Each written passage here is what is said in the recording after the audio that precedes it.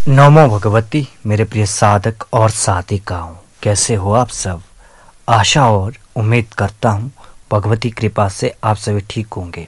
मैंने आज तक आप सभी को साधनाएं दी, तंत्र के बारे में बताया, तंत्र प्रयोग दिए, टोटकों के बारे में बताया, टोटकों के भी प्रयोग दिए। परंतु आज आप सभी को यंत्र प्रयोग दे रहा हूँ। एक बहुत ही महत्वपूर्ण यंत्र प्रयोग दे रहा हूँ। भगवान शिव का यंत्र है ये, रक्षा कारक यंत्र।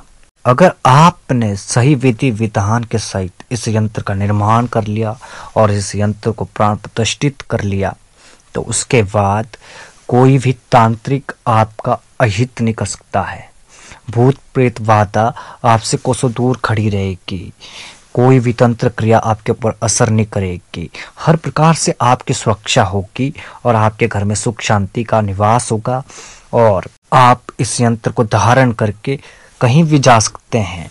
कोई भी चुड़ैल, डायन, डाकनी, शाकनी, भूतनी, ब्रह्म, राक्षस इत्यादि जितनी भी इत्र योनियां है ना, वो सारी इत्र योनियां आपसे दूर ही रहेगी।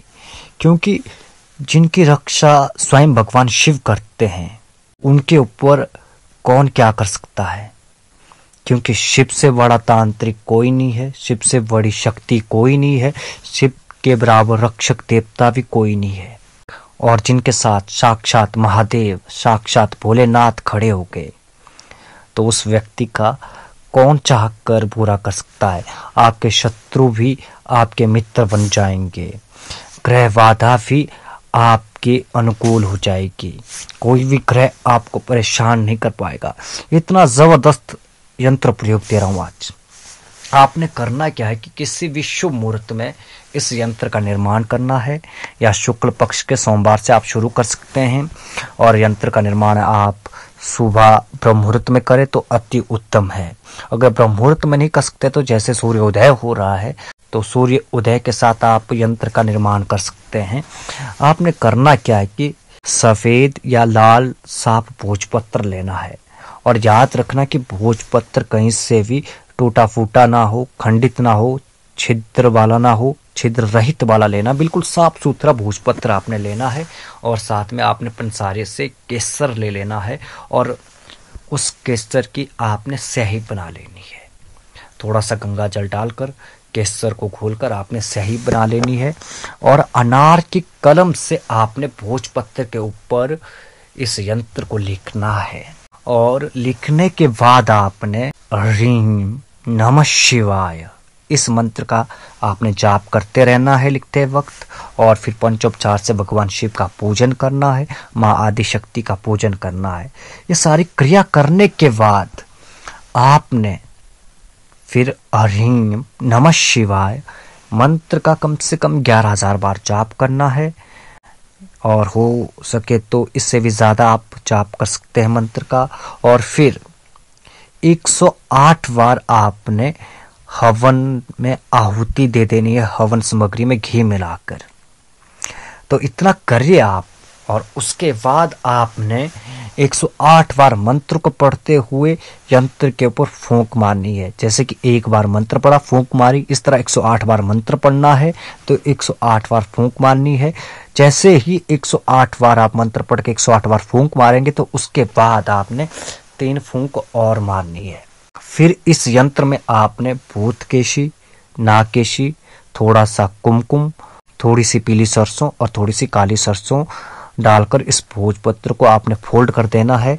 अच्छी तरह फोल्ड करने के बाद इस यंत्र को आपने प्लास्टिक के कागज से लिपेट देना है। और फिर आपने यंत्र को चांदी या सोने या त्रिलोहे के तावीज में डालकर गले में धारण करना है। धारण करने से पहले आपने भगवान शिव से प्रार्थना करनी है कि वे आपकी और आपके परिवार की रक्षा करें।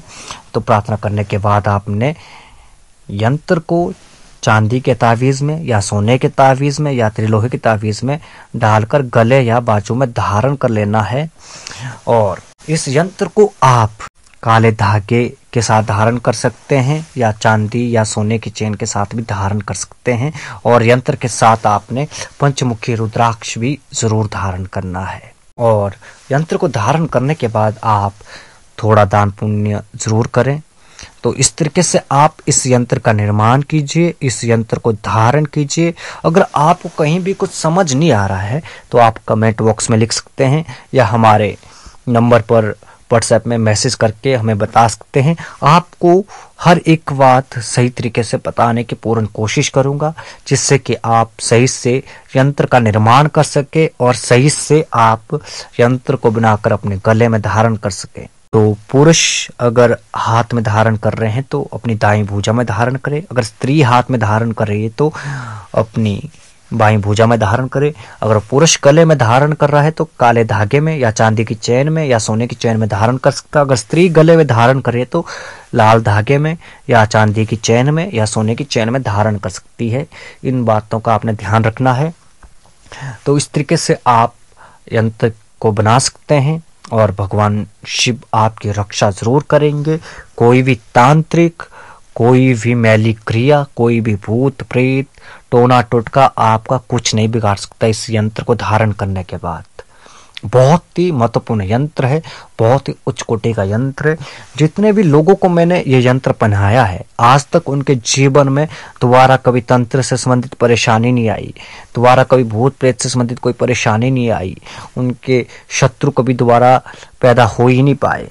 बहुत ही चमत्कारिक यंत्र प्रयोग दिया है आज। आप सभी जरूर करें। आज के लिए बस इतना ही। मिलते हैं एक नई वीडियो के साथ, एक नए प्रयोग के साथ। तब तक के लिए आप सभी को नमो भगवती।